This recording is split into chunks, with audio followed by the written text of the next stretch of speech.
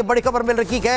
हरियाणा के भिवानी में भीषण आग लग गई है। एक कपड़ा फैक्ट्री में आग लगना बताया जा रहा है। भिवानी की ये मिल है जहां पर आग लगी है। पूर्व मंत्री की एक कपड़ा फैक्ट्री बताई जा रही है जिसमें अचानक से भीषण आग लगी और देखते ही देखते सारा सामान जलकर राख हो गया। कई किलोमीटर दूर से आग की लपटें और धुएं के गुबार को देखा और महसूस किया जा सकता था, जिसके बाद फायर कर्मियों को सूचना दी गई। फायर ब्रिगेड की कई गाड़ियां मौके पर पहुंची और आग पर काबू पाने के लिए लगातार मशक्कत करती हुई नजर आई। तस्वीरें इस वक्त आपके टेलीविजन स्क्रीन पर है कि हरियाणा के भिवानी के मिल में जैसे कि आग लगी, आग लगने के बाद किस तरह से अफरा तफरी का माहौल देखने को मिला। आग की लपटें काफ़ी दूर से ही दिखाई दे रही थी। धुएं के गुबार की वजह से काफ़ी परेशानी का सामना स्थानीय लोगों को भी करना पड़ा। तो वहीं आग पर काबू करने के लिए लगातार कोशिशें जो हैं वो होती हुई नजर आई हैं। ये तस्वीरें इस वक्त आपके टेलीविजन स्क्रीन पर है कि कैसे लगातार इस आग की वजह से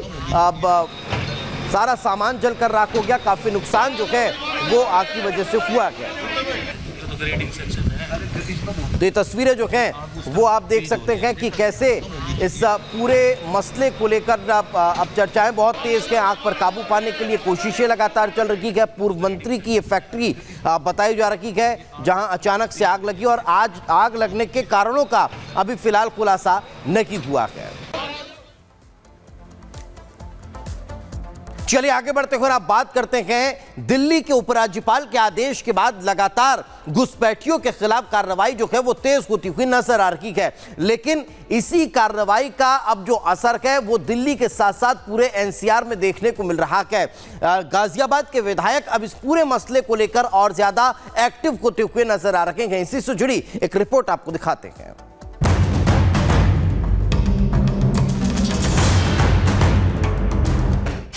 घुसपैठियों पर आर पार,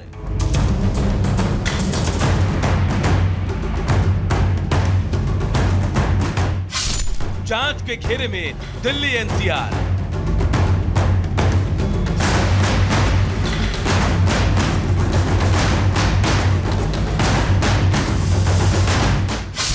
घुसपैठियों का बंगाल कनेक्शन,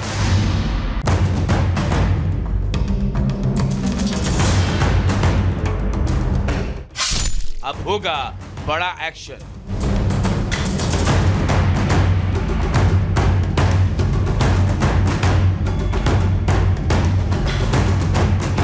दिल्ली में घुसपैठियों के खिलाफ दिए गए एलजी के आदेश के बाद से ये मामला पूरे एनसीआर में जोर पकड़ रहा है। बांग्लादेशी घुसपैठियों की पहचान के लिए गाजियाबाद के लोनी विधायक नंदकिशोर गुर्जर एक्टिव मोड में आ गए हैं। घुसपैठियों के खिलाफ नंदकिशोर गुर्जर खुद ग्राउंड पर उतर आए और लोनी इलाके में कथित घुसपैठियों के पहचान पत्र और आधार कार्ड की जांच की, जिसमें ज्यादातर लोगों के आधार कार्ड और वोटर आईडी दिल्ली के हैं, लेकिन रहने वाले मुर्शिदाबाद पश्चिम बंगाल के, जिस पर विधायक नंदकिशोर गुर्जर ने कड़ी आपत्ति जताई है। यहाँ मिलिट्री लगानी चाहिए और यार इतना सख्त काम करना चाहिए कि यहाँ से इनको भागना पड़े रातों रात। सारी हालात जो देश के अंदर हैं, ये दिल्ली देश की राजधानी है। दिल्ली के चारों तरफ जितने भी हमारे ऑफिस हैं, सेना मुख्यालय हो चाहे पार्लियामेंट हो, पूरा देश आज 10 करोड़ रोहिंग्या और बांग्लादेशियों के कारण बारूद के ढेर पर बैठा। दिल्ली सबसे ज्यादा सेंसिटिव है। बीजेपी विधायक ने घुसपैठियों को लोनी में बसाने के पीछे बड़ी साजिश का दावा किया। उनका आरोप है कि कुछ राजनीतिक दल अपने वोट बैंक को साधने के लिए अवैध घुसपैठियों को न सिर्फ शरण दे रहे हैं, बल्कि वोटर आईडी बनाने से लेकर पहचान पत्र बनवाने में उनकी भरपूर मदद भी कर रहे हैं।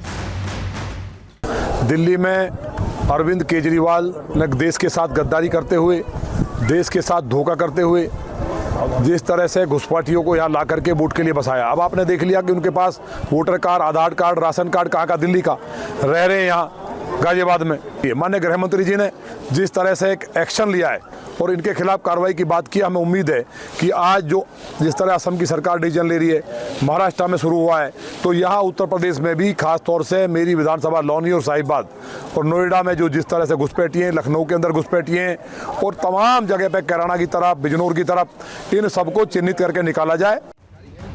तो वहीं दूसरी तरफ दिल्ली में घुसपैठियों के खिलाफ शुरू हुआ अभियान अब जोर पकड़ चुका है। दिल्ली पुलिस बांग्लादेशी घुसपैठियों के खिलाफ बड़ा अभियान चला रही है। राष्ट्रीय राजधानी के चप्पे चप्पे से अवैध रूप से रह रहे लोगों की जानकारी जुटाई जा रही है। पुलिस अब तक अवैध बांग्लादेशियों के सर्च मामले में 1000 लोगों से पूछताछ कर चुकी है। इस दौरान 2 लोगों को पकड़ा गया है। दिल्ली में घुसपैठियों की बढ़ती तादाद के लिए बीजेपी सीधा सवाल पूर्व सीएम केजरीवाल और दिल्ली सरकार से कर रही है।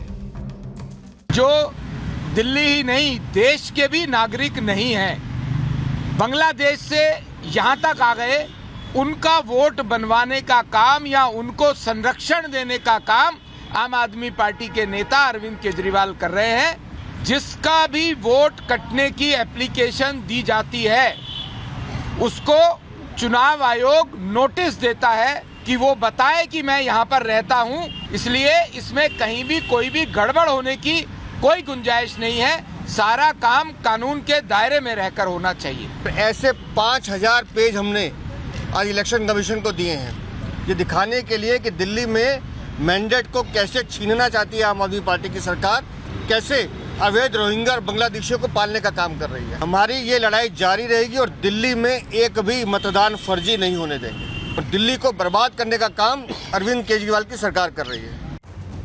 फिलहाल बांग्लादेशी घुसपैठियों का मुद्दा जिस तरह से जोर पकड़ रहा है, उसे देखते हुए साफ है कि देश के हर हिस्से में लगातार जाल फैलाते घुसपैठियों के लिए ये खतरे की घंटी है। साथ ही अब उन सरकारों और राजनीतिक पार्टियों को भी जवाब देना होगा जो महज अपनी राजनीतिक महत्वाकांक्षा को पूरा करने के लिए देश की सुरक्षा जैसे संवेदनशील मुद्दों को चुनाव और वोट बैंक से जोड़कर देखती है। Bureau report, Republic Bharat.